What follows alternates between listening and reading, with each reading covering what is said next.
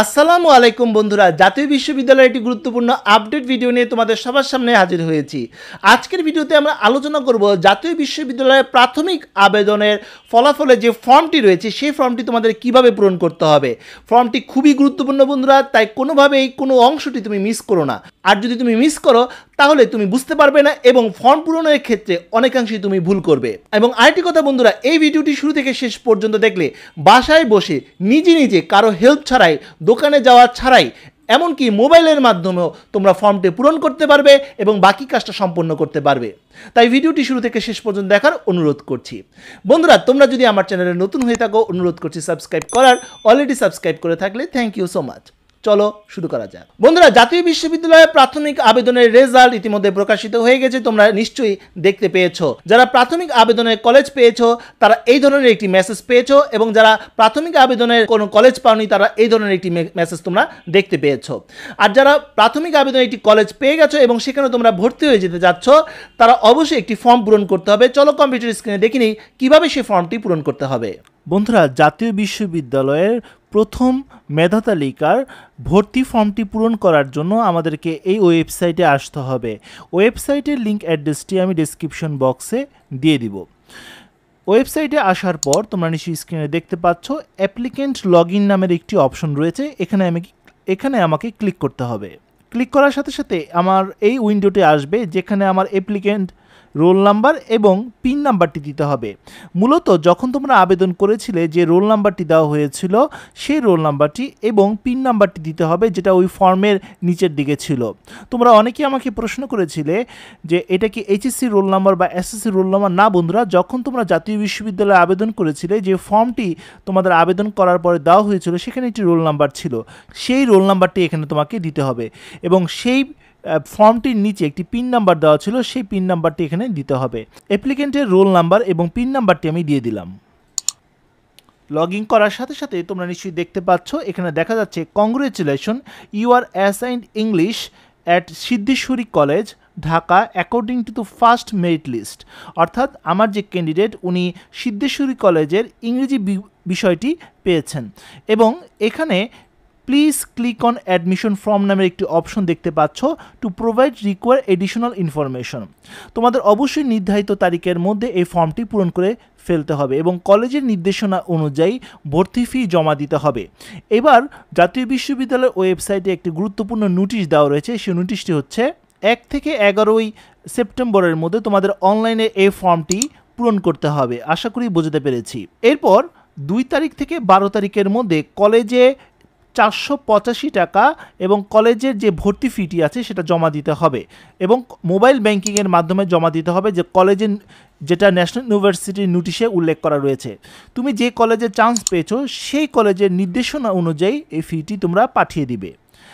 তো এখন আমরা ফর্মটি পূরণ করব, এই জন্য আমাকে অ্যাডমিশন ফর্ম অপশনটিতে ক্লিক করতে হবে। বন্ধুরা, ক্লিক করার সাথে সাথে তোমরা এখানে দেখতে পাচ্ছ কলেজ কোড, কলেজ নেম, অ্যাপ্লিকেন্টের নেম, সাবজেক্ট, তার ফাদার্স নেম এবং মাদার্স নেমটি এখানে দেওয়া রয়েছে।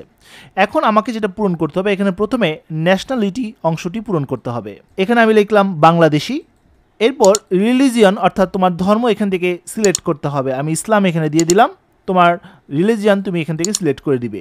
এরপর ম্যারিটাল স্ট্যাটাস অর্থাৎ তুমি যদি আনম্যারিড হও সেটা লিখবে, যদি ম্যারিড হও সেটা এখানে বসাবে।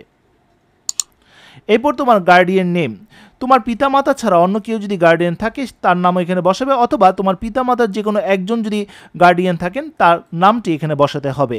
এরপর গার্ডিয়ানের মোবাইল নাম্বারটি এখানে বসাতে হবে। আমি মোবাইল নাম্বারটি বসিয়ে দিলাম। এরপর হচ্ছে ফাদার্স বা মাদার্স অথবা গার্ডিয়ানের অ্যানুয়াল ইনকাম অর্থাৎ বছরে কত টাকা রোজগার করেন। তোমরা প্রতি মাসের হিসাবটা করে সেটাকে 12 দিয়ে গুণ করে যে অ্যামাউন্টটি হবে সেটা এখানে বসিয়ে দেবে। এটা একটি আনুমানিক হিসাব, তো এটা কম বেশি হতে পারে, এটা নিয়ে কোনো প্রবলেম নেই। এর পরের অপশনটি আরও বেশি গুরুত্বপূর্ণ, সেটা হচ্ছে do you want to change your assigned subject based on your given preference list. অর্থাৎ এটা হচ্ছে মাইগ্রেশনের যে অপশন, অর্থাৎ তুমি যদি যে লিস্টটি তুমি সাবজেক্টটি পেয়েছো সেই সাবজেক্টের উপরে কোনো সাবজেক্টে তুমি যেতে চাচ্ছ বা উপরের সাবজেক্টে তুমি মাইগ্রেট করতে চাচ্ছ তাহলে তুমি এখানে ইয়েস দিয়ে দিবে। আর যদি তুমি উপরের সাবজেক্টটি না যেতে চাও, যে সাবজেক্টটি তুমি পেয়েছো এটাতেই থাকতে চাও, অথবা তুমি যে সাবজেক্টটি পেয়েছো এটাই তোমার প্রথম চয়েস, তাহলে এখানে নো দেওয়া থাকবে। এরপর পার্মানেন্ট অ্যাড্রেস এবং প্রেজেন্ট অ্যাড্রেস দিতে হবে।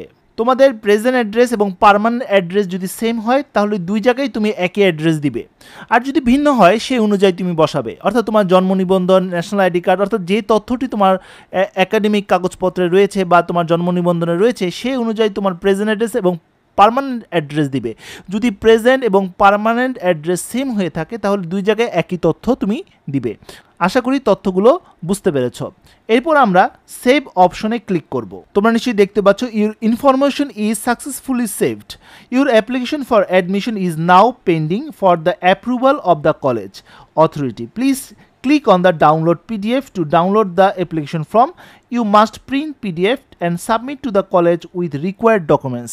তথ্যটি দেওয়া রয়েছে, অর্থাৎ এখানে একটি ডাউনলোড, তোমার অ্যাপ্লিকেশনটি ডাউনলোড করতে হবে। ডাউনলোড করার পর তোমার অ্যাপ্লিকেশনটি কলেজে গিয়ে জমা দিতে হবে সাথে প্রয়োজনীয় ডকুমেন্টস সহ। তবে এটা এটা কলেজ টু কলেজ ভেরি করে, তোমার কলেজের নির্দেশনা অনুযায়ী তুমি এই ডকুমেন্টসটা জমা দিবে। অ্যাপ্লিকেশনটি ডাউনলোড করে নিব বা ফর্মটি ডাউনলোড করে নিব, এটা খুবই গুরুত্বপূর্ণ এবং এটা তুমি অবশ্যই ডাউনলোড করে প্রিন্ট আউট করে নিবে। ডাউনলোড করে ফেললাম। তো বন্ধুরা, এই হচ্ছে আমার ডাউনলোড কপি। এখানে আমার ক্যান্ডিডেটের বিস্তারিত তথ্য দেওয়া রয়েছে, অর্থাৎ এতক্ষণ আমরা যে ফর্মটি পূরণ করলাম এখানে অ্যাডমিশন রোল নাম্বার এবং মেরিট পজিশনটাও দেওয়া থাকবে প্রথম দিকে।